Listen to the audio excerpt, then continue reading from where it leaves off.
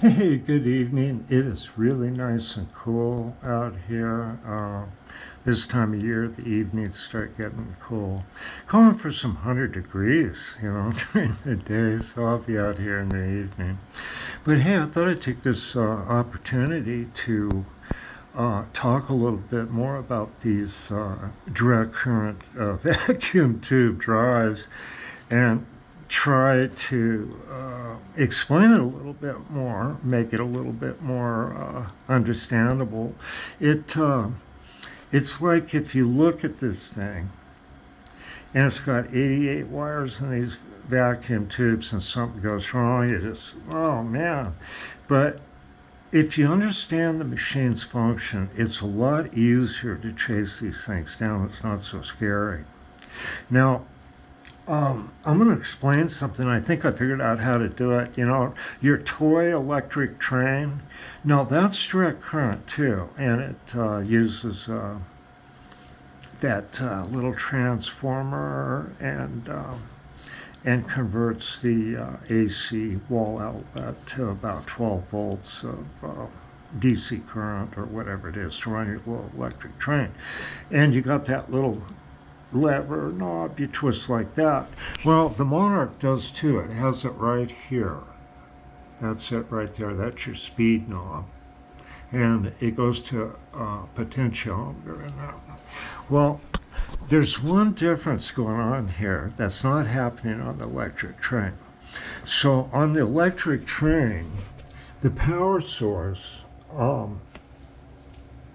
is which would be your transformer, is going directly to the armature, through the control. And instead of a field voltage, they use magnets. So this creates a magnetic field. But in the toy train, they just use a magnet in the motor, and it works fine. Except for, now here's the difference here. Now, the train, when you have it going full blast, that's base speed for the motor. But if you could vary the field, which you can't on the toy train, but you can here. So when you turn this knob here, when it's all the way down this way, that field tube is putting full voltage to the field, like the toy train magnet is just full magnetic. So when you go up to the base speed, and that's where you have full voltage, it'd be 220 to the armature here, and then you have about 120 or whatever it is DC volts to the field. Then the motor's run at base speed, and that's about 1100 or so RPMs on this.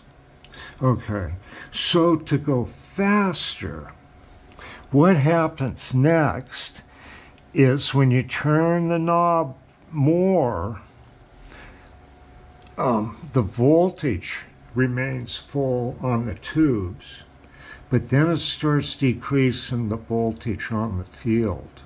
So it starts reducing that resistance of the armature, and it speeds up. And if you get the armature going like that and you cut the field totally off, the motor will run away and blow the windings off. So there's a built-in sensor here. If the voltage gets to a certain point, it shuts the machine down. So that's how you get that variable speed. Now, when you buy those off-the-shelf things, like that idiot on that Practical Machinist forum pushes, they don't vary the field. It's instead you have a separate knob.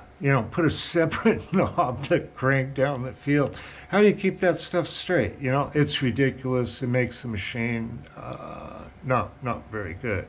So what's going to happen if you just put those off-the-shelf drives for conveyor belts or whatever on? The machine's only going to run about 1200 RPM. And to make it run faster, you're going to have to put a rheostat and cut down the voltage that it puts out for the motor field. So that's how that works. You got full voltage and full field. That's base speed. And if you lower the armature voltage, it'll go lower and the field will stay full. So to go above base speed, you have full armature voltage, and then the field weakens. And you have control with the tube versus the magnet in a permanent magnet, little electric train and slot car motor. So it's really pretty basically simple in that principle. But the machine has a whole bunch of functions. And someone mentioned the servo drive. I seen it's on a red lathe or something like that. And I don't know. Now I'm looking at it, and when it reverses, it goes bang. And when it goes forward, it goes bang. Well, this has a soft start. And I'll show you. It doesn't slam the gears inside the machine. And those gears cost $1,000 a piece. So, that's why they don't do that in industry, is slam gears back and forth like that. They got to do something to buffer it a little bit, And a three-phase motor is buffered a bit, where a servo motor goes bang, bang. That's what that was doing. And maybe those servo motors would work fine if you could figure out how to soft start them. They got. I don't know about that stuff, and I don't need to know about that stuff. And to tell you quite frankly, I just plain don't care about that stuff because the factory drives work so well. Why would I even think of anything else? Okay. They're not that hard to fix. It's just that everybody's been run off that forum that could fix them. And so what you get is the termite drive off that mess. But there's no reason to not fix these. And that's another fun of things I laugh at. You got these hero machinery stores here on YouTube, but they puny out on the drive here, huh? What's with that? Why can't they do that? Why can't they fix that? Other people do, I have to tell you, a guy was advertising in Los Angeles area, this is several years ago, for somebody that could fix one of these machines, and nobody answered the call. And I showed there's a guy that had electrical business here. Unfortunately, he passed away some years ago, but he came in, asked me to solder something really delicate. He's a really good electrician, but he had a hard time. So I soldered little tiny wires. So I soldered these little tiny wires and stuff. And I go, hey, have you ever seen anything like this? And I showed it to him. He goes, I kind of studied some theory on those things. But I go, would you find it hard to work on this right off? He goes, yeah, it would take a while. But I think anybody, I think even an industrial trained modern electrician that's never seen one's going to go, oh, I got to research that little thing a little bit. But they're not that hard to conquer, and it's hard to get information and stuff like that. And people mention to me about kind of a live chat thing, and I think that might be kind of fun. I'm not as shy as I used to be. You look at my first videos, hey, all I gotta say, fellas, is try it yourself. See how you do. Takes a while, but I'm getting used to it after something. I think I almost got 460 videos. And there's a lot. I don't know. I got to figure out some playlist or something, because I have to do something. But anyway, I'm trying to think about that live chat thing or whatever. That might be kind of kind of a handy thing. Maybe I can help people fix some of these things. I've gotten quite a few of these things going, but I tell you what, living with one for a couple of decades, you do gain a little bit of experience. And my little bit of experience is kind of based on those old motorcycles. I post pictures of those things. They had relays and stuff like that, DC current, generators, and all that. And guitar amplifiers with vacuum tubes. But I'll say this about that. Now, those old guitar amplifiers with vacuum tubes totally outlast the 1960s junk with transistors. Those things are dead in the water. Nobody wants to work on them. But the vacuum tubes still live. they just work good. I don't know. But no, the drive that came after this one was a solid state drive. And it worked real good for a while, but I think the components get old and stuff like that. And I don't know how Monarch's supporting that machine or not. And it requires true three-phase power. These old vacuum tube ones you can run off your dryer outlet in your laundry room. That's no kidding. It's just single phase. But no, another company came out back in the 1980s. With a drive, a Sabina company in California is called Sabina Drive. And back in the 1980s, that conversion is a solid state conversion, cost $8,000. And they didn't work very well. Carla used to post on the internet, had experience with them, and I had a minor experience with them.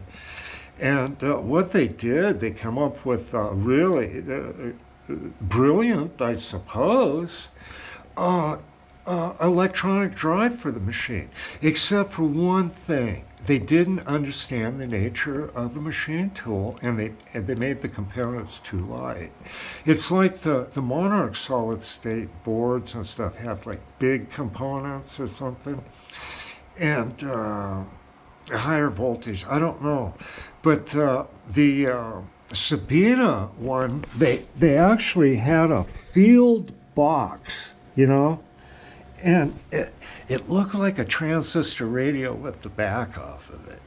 And then up here, they tore all this stuff out, and they had these boxes stacked in here, and down here was like 5 little knobs. You move with your finger. And if you can make those things work, you were quite something. I've seen the machines. I don't know the story of them more than I haven't been able to make them work very good. It can make them work, but then Carla called it hunting speed, and I guess that's it. They just kind of change speed, kind of do weird stuff. But they just didn't understand the nature of a machine tool. So, you get a system like this, it's just built like a tank. This stuff's industrial, heavy duty, you just can't replace it with a lot of cheap plastic things, the consensus, and I haven't done it because if I run into the situation, I'll get a lathe that has the original drive. But people have reported success using a VFD and just bypassing this original direct current stuff. If everything's gone, that's what seems to work. Grafting the back here onto inverter duty 5-horse motor is what they're doing. But I can't remember the brand or whatever VFD, because I've never had a VFD, so I don't know. I know one guy mentioned, he goes, well, you're going to get one. You want to get the very best with the most features because you can have braking and speed stabilization and some things like that. So I want to put that out there. you want to stay away from the cheap fix. You really do, unless I don't know, unless you like it. I don't know, but I don't want to talk about it. I don't. I just don't want to talk about that kind of stuff. I want to talk about the original drives. But that's my view. If you don't have the original drive, try that VFD route. But man, watch out for those conveyor belt DC drives. They just don't hold up yet. Okay, I'm going to run out of camera battery here, so I'm going to fire this thing up and do some stuff. But I'll love this video just because it's got some information here and say, good morning, everybody.